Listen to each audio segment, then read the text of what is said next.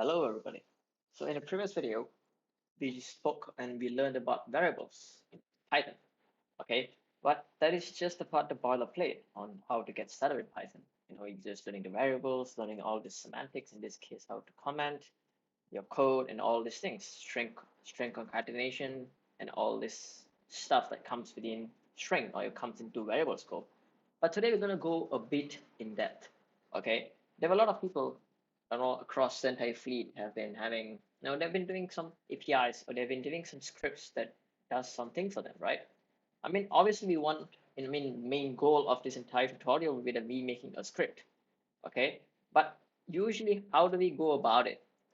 That is the first question that you have to ask yourself. Okay, how do we go about it? Writing scripts, there can be a lot of ways. First method is you throwing everything like a sandwich, putting in everything and then you close up with breaks up and down, top layer and bottom layer, and then you're done. Sandwich is ready. Or another way is you going systematically. Systematically, as I meant, is object-oriented programming. Okay, although we will go through object-oriented programming later on in the course, okay, down the line. But today I'm going to show you guys how to do the sandwich. All right.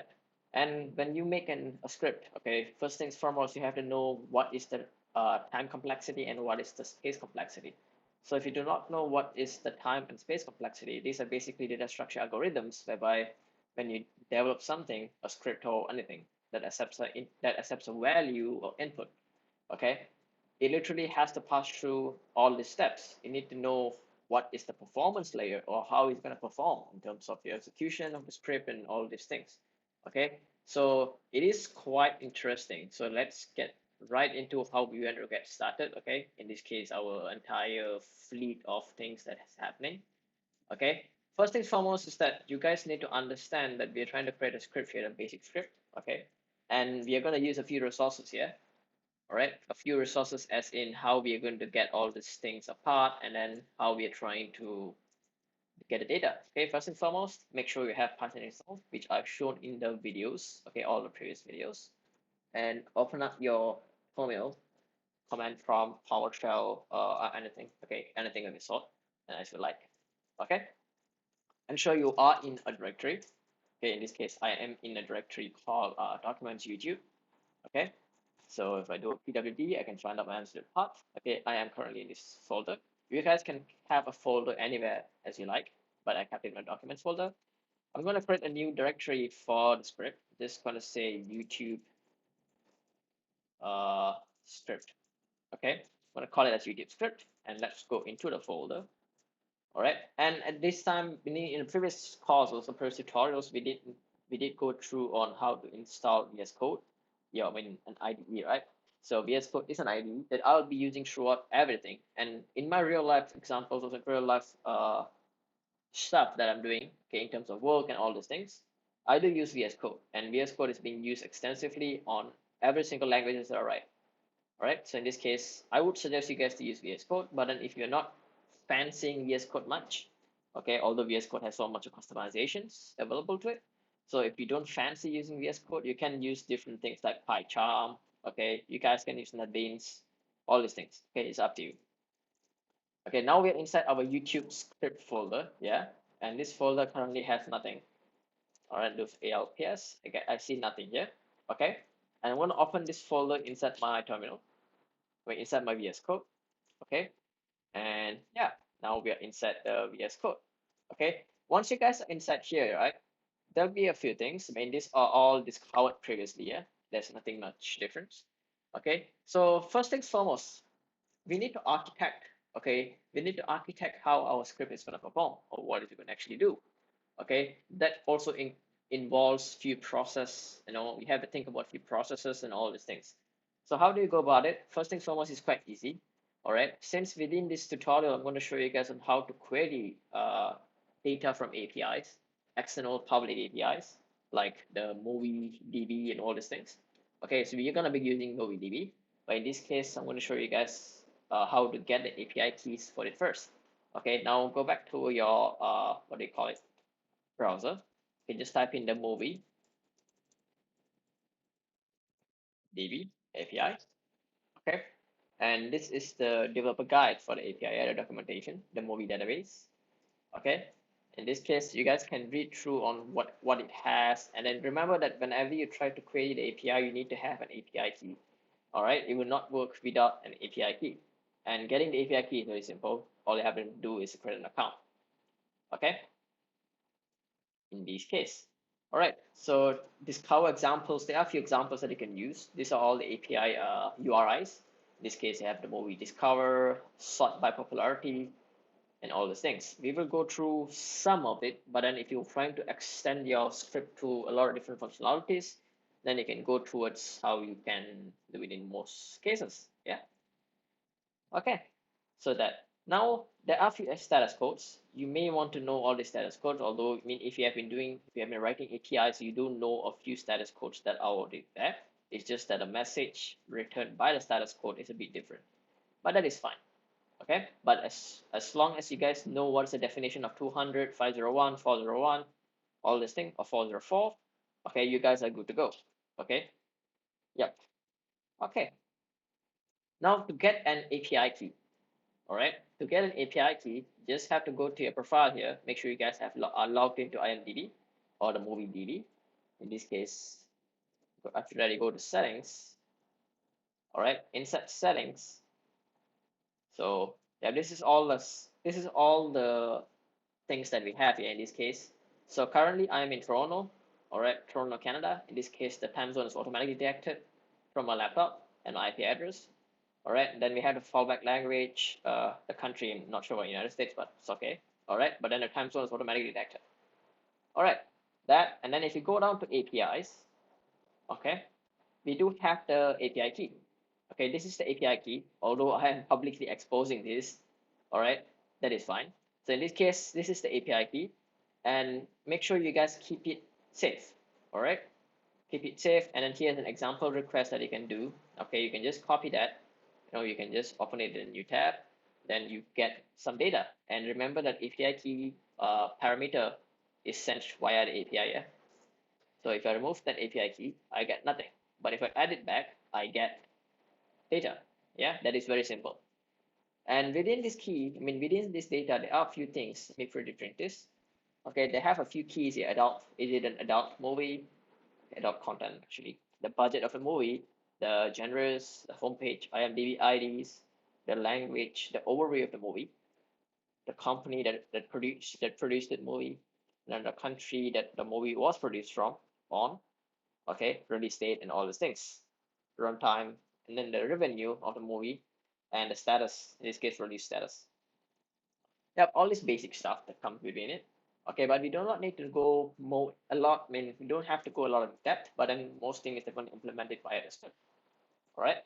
So yeah, this is the API key. So once you guys have copied the API key, keep it somewhere safe. I'm going to just leave it here in this home page. And let's go back to our script here, our script folder. Let's make a new file. The file, let's call it as script.py.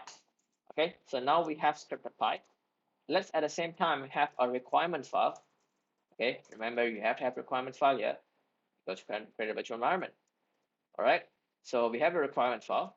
First things foremost, now architecting. Since the URL they're going to query here is a public API URL, okay, so in this case, we're going to import a package called requests. Okay, you guys can look for requests in PyPy. Requests. Okay, and then this is the package, request package. All you have to do is click install request. Okay, and this is an example boilerplate of how we can use requests and all these things. Okay, but we will not go through the boilerplate. We're going to write things ourselves, right? Because that is the whole point. Okay, anyways, we are in the requirements file. Type in requests. Okay, so we're going to have that only one requirement here. And then I'm going to open my terminal. I'm going to create a virtual environment, Python 3 -m venv, which means Python 3 is my runtime that I have in my local machine, which is Python 3.9. Okay, -m means we are running sub commands within Python to create a virtual environment. Okay, venv, the first venv here means it is a module or sub module within Python. And the second venv that we see that is the folder that we should save the environment to. Okay, so we'll see a folder called venv here. And let's click on enter. And now you see there's a folder called venv.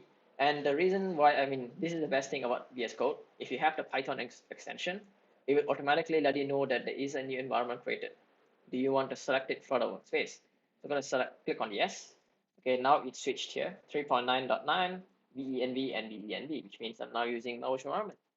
So I mean, everything is fine. We created a virtual environment, all these things. But if I directly run things like this, pip install request, okay, it will install requests on my global Python installation, which is not what I want. I want it to install in an isolated environment called virtual environment. Okay, how do we do that? First things foremost, when we try to do something like that, we must know how to activate the virtual environment. Okay, currently, if you see my global Python version, because I'm using macOS, so macOS usually comes with 2.7.16 or 2.7 something as the default installed Python version, but there are Python 3.9 and all these things installed over it. So so if I do Python, okay, dash dash version, I get 2.7, which is the default. But if I do Python 3 dash dash version, I get 3.99, which means I have Python 3 installed. And this is the default Python, which I cannot remove. And if you try to replace this or remove this, it may cause some issues. So do not do that. Okay. So to activate inside our virtual environment, all I have to type in is source, venv, bin, activate. Okay. I mean, for my terminal here, I use something called fish. Fish it's like a layer. It's like a customization that is within terminal. Okay. Whereby if you use something like ZSH, which is the default terminal for macOS, okay. In this case, you just type in source, venv, bin, activate, and then you will be inside your virtual environment. Okay, if you type on enter, you see venv. But if you use something different like fish and all these things, or item, all right, in this case, I'm gonna go back to fish. Okay, but if you use something like fish, you have to activate it yourself. So using the separate fish thing. And the best thing here also that it does create you .fish extension or .fish supported virtual environment, okay, and CSH as well, also with PowerShell PS1. Okay, so in this case, it gives you all these kind of things that you can use, which is very handy. Okay, anyways, so just click on enter. Currently, if you see, before I entered within the virtual environment, my Python was 2.7, but now I am inside my virtual environment. It is now 3.9. Perfect. Okay, now I can do pip install dash requirements dash r requirements.txt, which means I'm going to I want to install the requirements that is within my requirements.txt file. Click on enter, just wait for it to install, and it's installed.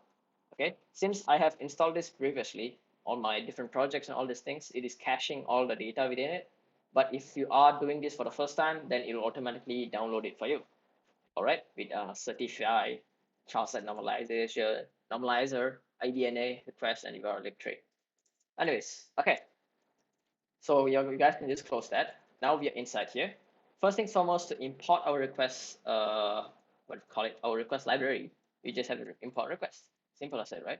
So import request. Okay, so request has been imported.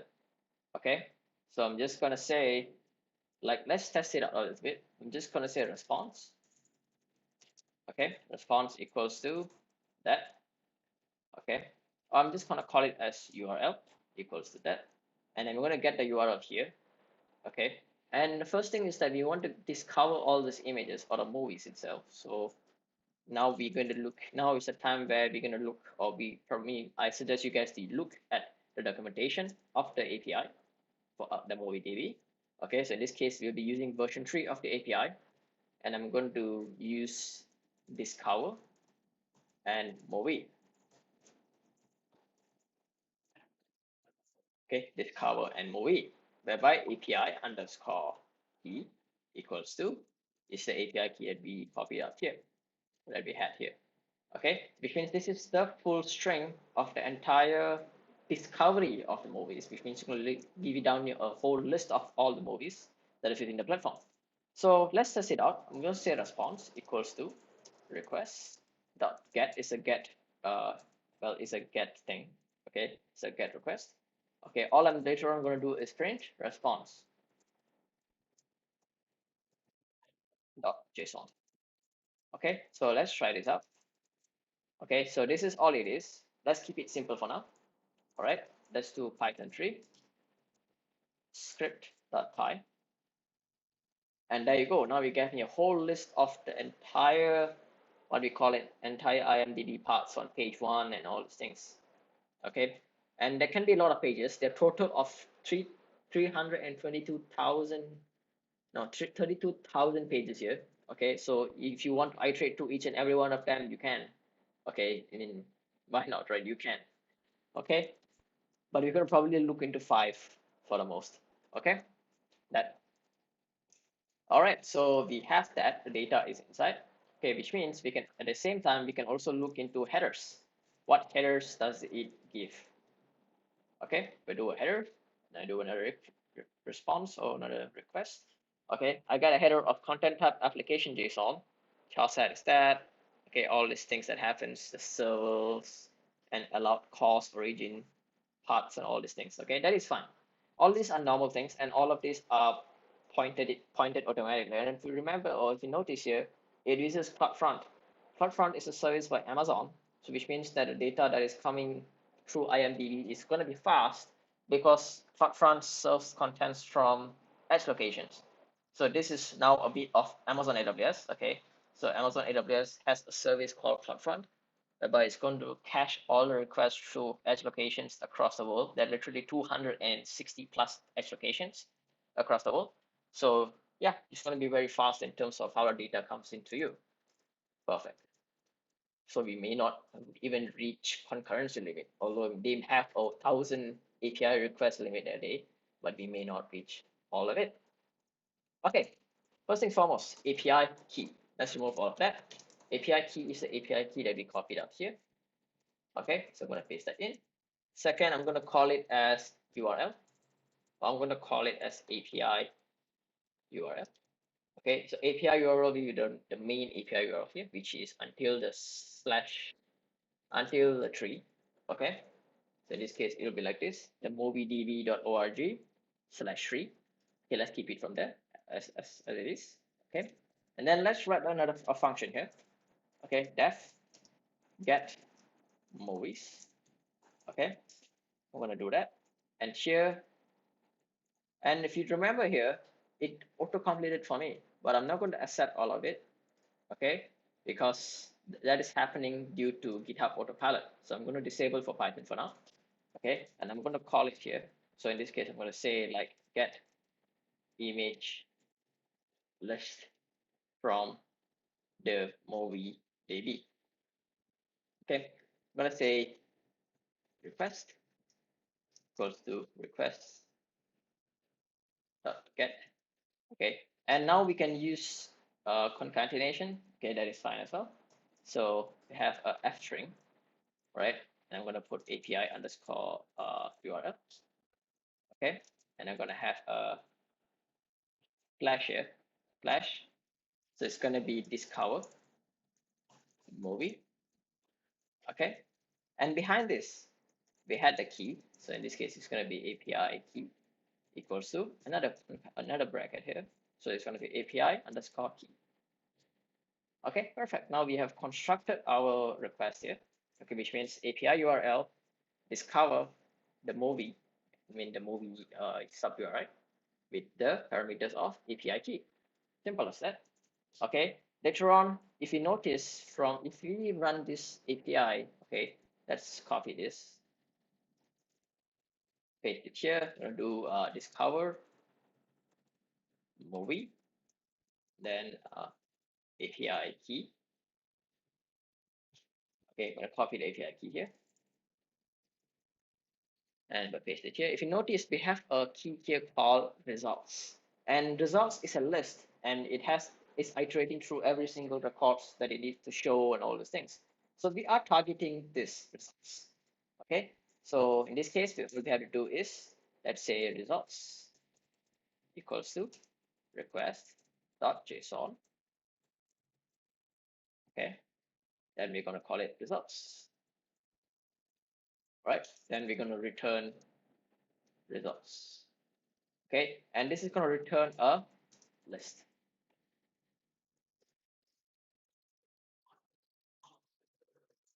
So let's try it out. Get movies. Although this doesn't print out anything, but it shouldn't give an error, which you can check it out. And it's not subscribable, so it's probably that.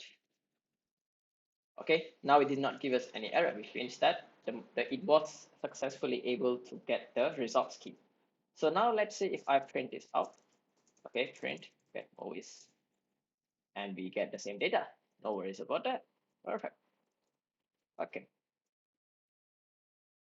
So here, let's say I want to get the records of pages, right? The pages that we have. So let's say we get around pages equals to 5. All right, pages equals to 5.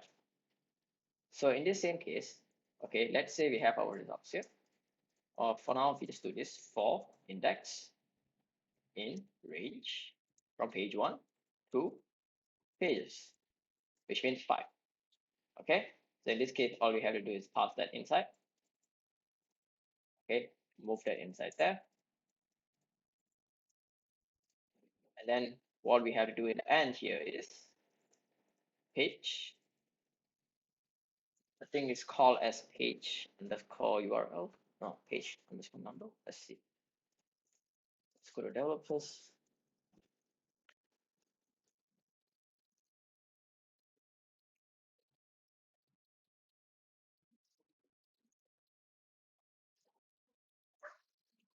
See the key that it has. It uses the same key across all of them.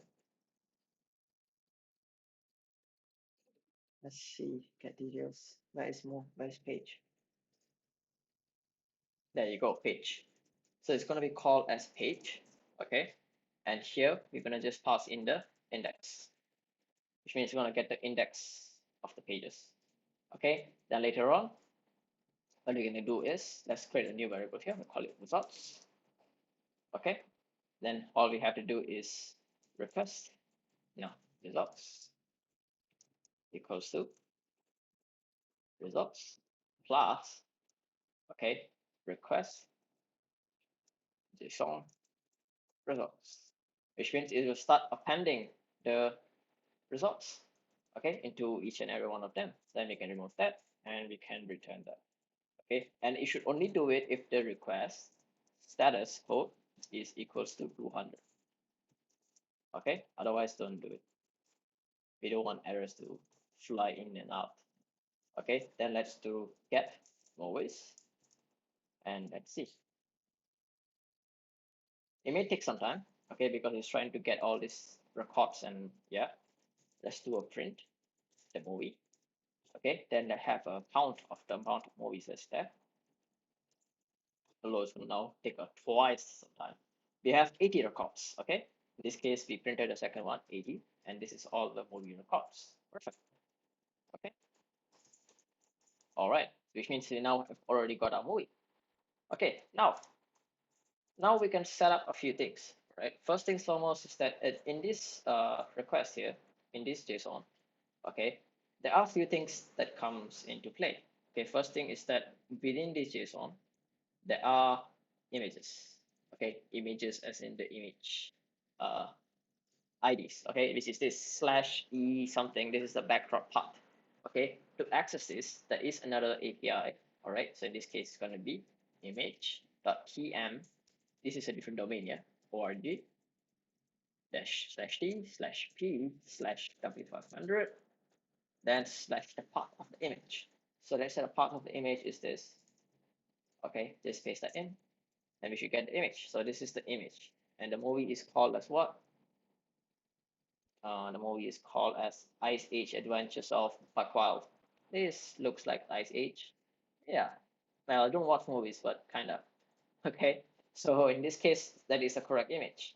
Okay. Let's check another one. Spider-Man, since most of us, I know how Spider-Man is. Yeah, this is Spider-Man. Yeah, No Way Home. Okay, so this is Spider-Man. That is how you get the image of the movies. Okay, so how do we append that within our response? But if you see our response here, we do have the image, the poster part. We do have that there, and the backdrop backdrop part. We want to convert this into that URL, that link. Okay, so how do we do that is, now we had our request and all these things, right? We're gonna have another iterating loop here for result in results. Okay, so if backdrop path, okay, it's in results, result min, then all you have to do is result backdrop path.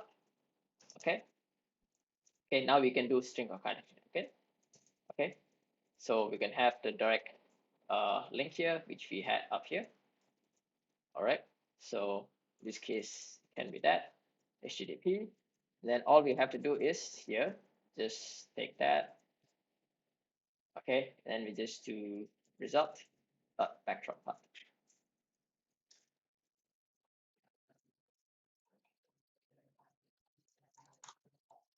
Okay, result backdrop path. So which means it will now be a part of the response. Okay, it's iterating to the response, so it's going to be a part of the response as well. All right. So let me do the checkings. Yep, yep, yep. Another thing, if you notice, this slash here, okay, within this poster part, there is a leading slash. Okay, and if you notice in our API here, we do have a leading slash. Although we can remove this, so we don't get double slashes, but that is not actually advisable. Okay, so how can we do this is, we can replace that. Okay, replace / to empty string. Okay, and that is how we do that. If I do a print now, get movies, okay, and we run the script, and let's see if it's correct. Now we have the backdrop part. If I go to this link, it should be a correct link, and this is a movie called Lanto Maldito. Okay, okay, kinda, okay, all right. So which means the URL is working, and we did not have any errors. All right, so that, and if you do a time for this, okay, Python 3 script 5, so we can see that it took around, it took around 200 milliseconds, okay, or 756 milliseconds, because it went to APIs and all these things. Although you can actually optimize this better, okay, but we'll look into optimizations of the how we get the images and all these things, how we manipulate data sooner or later, okay, which probably in the next video when we're looking into the object oriented stuff. Okay, but for now it just does magic. Okay, it does what it needs to do. Okay, now let's have, so once you got all of that, okay, all these nice things, okay, let's do a search. Let's see if we have search. Okay, this call API the movie DB is probably a search. So what is 550? So let's see, 550 ID. Is this ID the same ID? Let's see. Yeah, seems like it. It's correct, I think. Spider-Man. Did I copy Spider-Man? Yep, it's correct. So that ID is that. So this one basically searches the list. Okay, searches the list and then it gives up like a specific movie. So in this case, we can have def search movie. We can have the ID. Okay, we can say movie ID, which is a string. Okay, and yes, that is that. So let's say here we just call it get movie from search. Okay, so we don't need a result variable here. It's going to be directly straightforward. So in this case, we're going to send a request, okay, equals to request get. All right, so in this case, this is the complete URL of it, which means /movie/id. Okay, so in this case, we can copy the same thing out here without the page. Okay, /movie/movie ID. Okay, so yep, in this case, we can check if status, if request status code equal to 200, then you just return me, let's say you didn't return me the result or request dot JSON. Okay, otherwise you just give me a empty list or empty dictionary. Okay, so I'm going to call it a dict. Okay, So we have the search movie here. So let's do a simple search, print, okay, search movie, and let's pass in the ID of the movie, which is 634649. Okay, then let's do a time. We get empty. Okay, but let's see if that status code or the data that we get is actually there. So print request JSON. The resource could not be found. Okay, which means we don't need to have this cover. Yep, we don't need to have this cover. There you go, it's correct. Which means that we now have that data that belongs to that specific movie in this case. So that is how you do it. So now we still have our backdrop. Okay, so in order for us to fix our backdrop, all we have to do is later on we just take that there, data equals to that. So if backdrop path in request JSON, or not that, in data, okay, all we have to do is copy the same thing there, but replace this with that, and then replace that with that. Okay, then all we have to do is return data. There you go. Now we have our images switched to the backdrop path, which is the correct URL. Okay, so that is how we do it. All right, so in this case, this is how we search a movie, and that is how we get a movie. So now, very simple. Okay, so first things foremost that we're going to do here is with, oh no, while true. You're going to have a few prompts here. So let's say prompts. First prompt is get, let's say 0, get a list, get the list of movies. Second one is 1, search for a movie by ID. Okay, so that, so for index in range 0, or we can just say not 0, maybe like 1, 2. Then maybe the third one is exit. So we're going to start from 1. We're going to have len prompts. Okay, so we're going to say print. Okay, that interpolation. Or we're just going to say like prompts. Yeah, we're going to say that. Yep. So we're going to list that down there. But let's say if you're going to have 0 first. Okay, but inside the prompts here, you're going to say f string. Okay, index plus 1. Okay, index plus 1. And here is going to be, yep, so 0, 1, 2, 3, blah, blah, blah, blah, blah. Now what we start with, let's keep it simple. Let's keep it 0, 1, 2, 3. Oh, skip it that. But here we just going to concatenate with concatenate it with prompts index. Okay, let's try it out. Although it's keep on like spamming the crap out of each other. Okay, but that is how it is. Hold on here. 1, 2, 3, and yep, 1, 2, 3. Although I can just remove that there. Okay, we don't need to like give it hard coded things. Okay, but we can just give it like,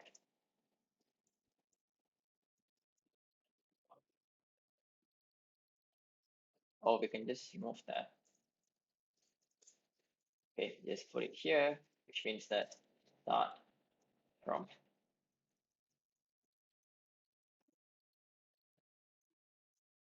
Okay, start prompt. So in this case, you're going to say f, okay, index plus 1. Okay, I'm going to stop that there. Then here we're going to say prompts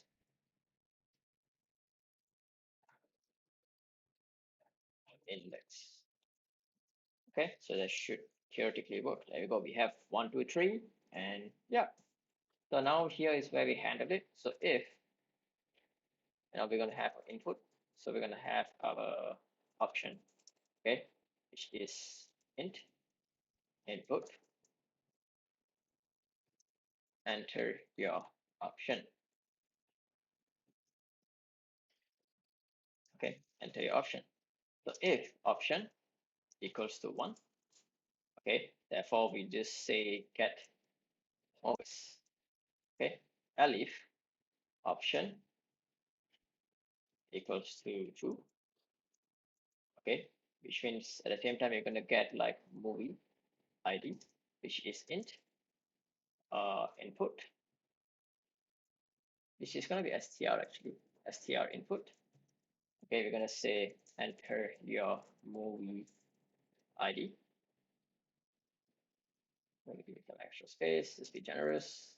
Movie ID. Here we're gonna say search movie.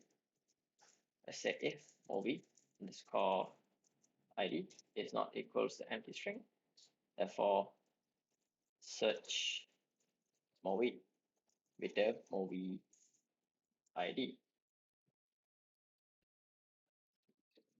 Else, okay, else we're just gonna say print movie ID is not found. Okay, so very simple as that. Then finally we're gonna have elif option equals to 3, which means it's gonna be exit to exit the program. Otherwise, if they entered in the wrong option, you're gonna say invalid option, and that is how we do it. Okay. Okay, let's try it out. 1. Already didn't print it up, but it should be doing that because we turned it straight. So we're gonna go print get movies, and here search movies is gonna be print as well. That's 1. There you go. We have all the movie list. Okay, but if you go to again the script 2, if I don't put anything, movie ID is not found. If I go to again, this one, there is no record for the movie. If I put in the right movie ID, which is this, now I get the right movie details. Yeah. Then lastly, if I do a 3, it's gonna exit out the application. Okay, and that is how you literally make a sandwich script. Okay, but this can be improved a lot when it comes to object-oriented programming, but this is more towards how to get started with sandwich scripts. Okay, it's like a hacky way. If you want to get things done, use a sandwich script. Okay, so that is pretty much it on how we do it. All right, so you can extend it to a lot of different things, because if you look into the APIs of MovieDB, okay, there is a few things: getting movies ratings, get the videos, translations, reviews, recommendations. Okay, then we have people. I think I don't know what people mean, but yeah, we have people. Okay, we have TV seasons, episodes, reviews, all these things. Okay, and I think the search has a few things as well. You can search for companies, like I think the movie companies, certifications, and all these things. Okay, and authentication method. Okay, that's another thing as well. You can use a guest session, token session. Okay, you can create a session with a login. Okay, or you can delete the session. Usually that's how it works. Okay, if you want to have OAuth authentication, okay, so in this case, you can have all these methods implemented within the application if you're trying to bring it to production. But if you're trying to test it out, to learn about things, Python and all those things, you can just use the API key. Okay, actually generate yours, do not use mine. Okay, so auto exposed it, but do not use mine. Okay, but that is pretty much it. Okay, and there are a few methods that are being used. Okay, which I will go through the methods in depth on the next session here when we go into OOP, because that comes into a lot of different things that we can do within this API. Okay, and we will be utilizing most of the time architecting or learning how to architect an API, not an API, actually a script that actually does some good things for you, something beneficial for you.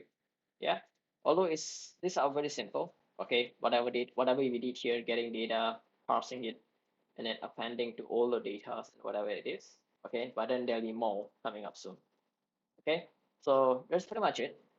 All right, so hope you guys have an awesome day, and happy learning Python, and peace out.